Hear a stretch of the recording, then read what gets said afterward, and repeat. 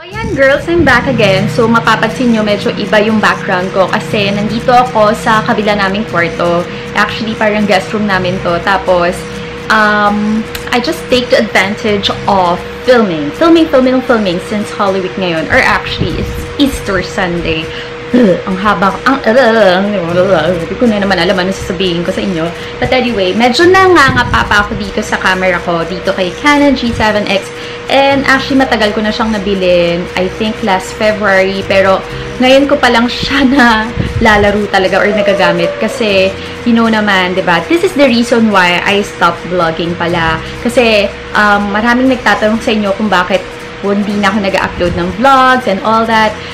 Kasi a lot of things happened in my life, especially sa family ko.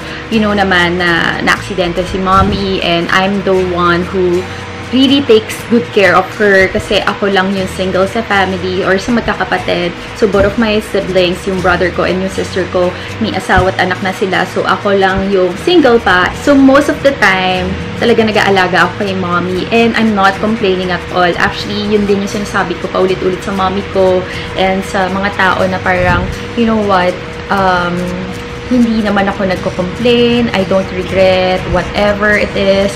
Kahit na puro palabas yung money, ganyan, ang dami expenses, tapos hindi ako nakaka-attend ng mga events, hindi ako nakakagawa ng mga videos and all that, okay lang naman talaga sa akin. Kasi what matters most is yung maalagaan ko yung mommy ko and gumaling siya. Kasi syempre, diba, isa lang ang ating nanay sa mundo na syempre, diba, nagluwal sa atin.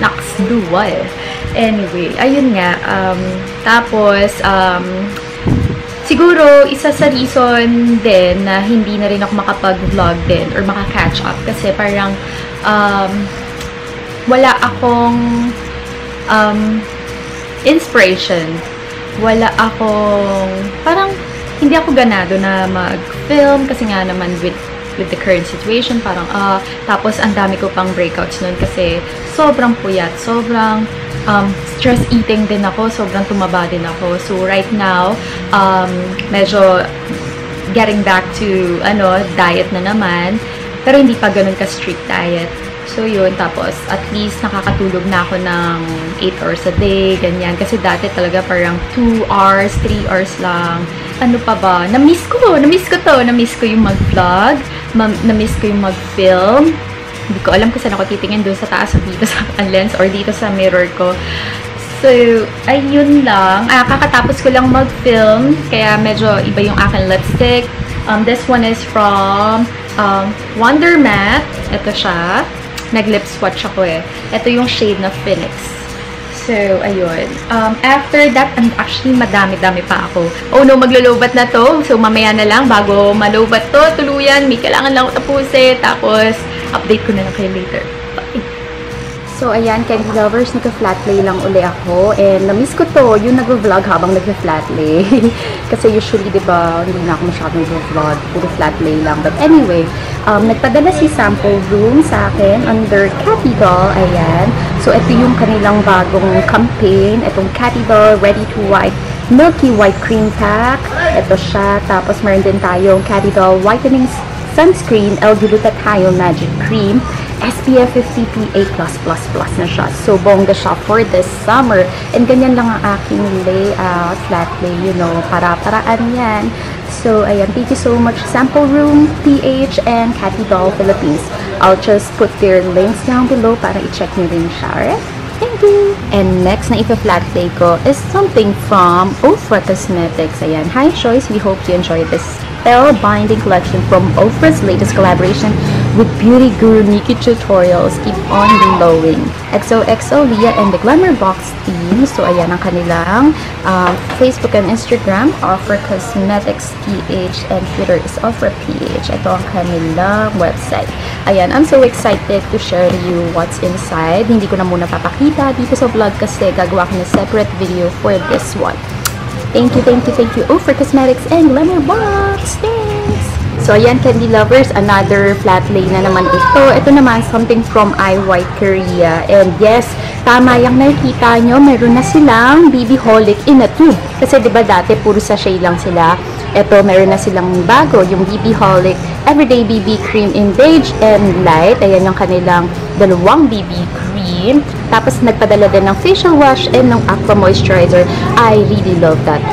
As in, sobrang the best Korean, affordable skincare and makeup brand ang IY Korea. No joke ha. As in, ito, everyday ko yan ginagamit. Okay, yung BB Holic kasi, perfect for everyday siya. Gives you a your skin but better finish with natural coverage, lightweight, water-based, and breathable, infused with aroma, herb, complex active skin lightening, and anti-aging ingredients. Bongga siya, diba?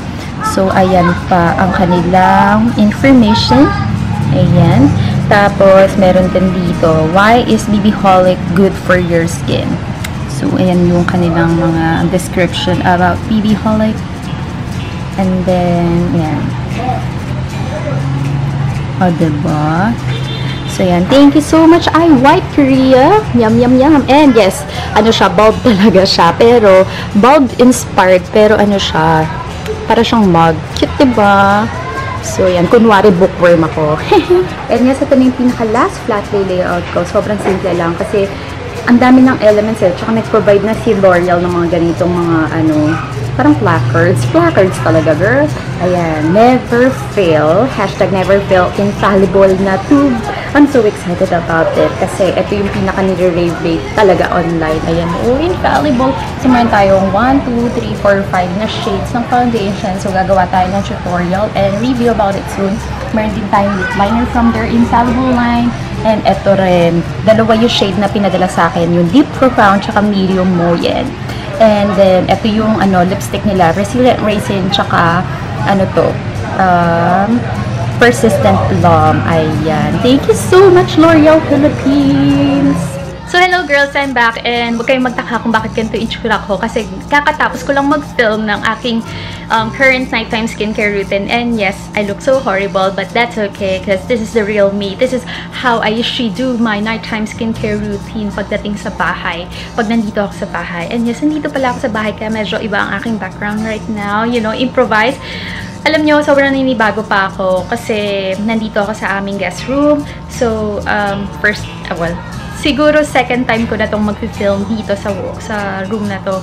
And ang gamit ko lang naman is ring light and yung what do you call that? Basta yung ilaw sa taas. Tapos, ayan, para-paraan, you know, habang nag-iisip pa ako kung paano ko siya mapapaganda. And feeling ko kailangan ko bumili ng mic kasi parang sabog yung yung boses ko. Tapos ang ingay pa ng mga bata sa labas kasi nga yung mga bata anong oras na hindi pa pinapatulog ng magulang. It's already someone called me. Shucks. Wait lang ha. Good evening. Can't we reach kayo, Miss Joyce? I'm so sorry. I'm filming, girl. It's 8:45. So may tumatawag sa akin. Hold on, let me check. Anyway, tapos may i-share lang ako sa inyo, Candy Lovers. Ito yung pinakababaliwan ko ngayon. Basta bingo. Every night, well, actually, every night talaga naglalaro ako. Or may free time ako. Pero usually, every night, bago ako matulog, naglalaro muna ako ng mga games ko. Ang dami ko kayang mga games dito sa aking phone. As in, by the way, yung phone ko pala right now is Oppo. Hindi ko lang alam anong model, pero hindi naman kasi sa akin to. Hindi kasi ako masyadong ma-upgrade sa phone. Usually, mommy ko. So, mommy ko yung ma-upgrade dyan sa phone. Tapos, pag ayaw na niya yung phone niya, bibili siya ng bago. Tapos, no choice ako. Kailangan kong bilhin yung phone niya. Ganun talaga. Anyway, yeah.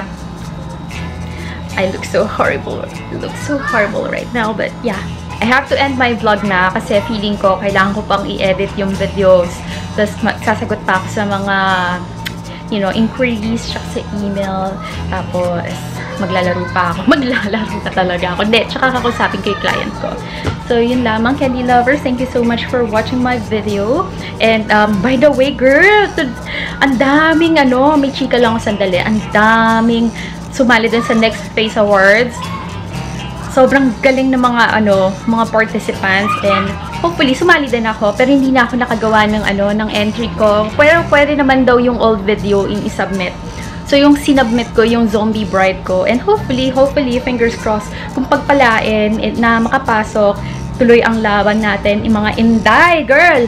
Pero kung hindi, okay lang kasi, you know, there are a lot of talented YouTubers or makeup artists or makeup enthusiasts na sobrang galing mag-makeup. So, you know, ako medyo matagal na rin ako dito sa industry na to. So, give chance to others. And alam nyo, I support them 100%.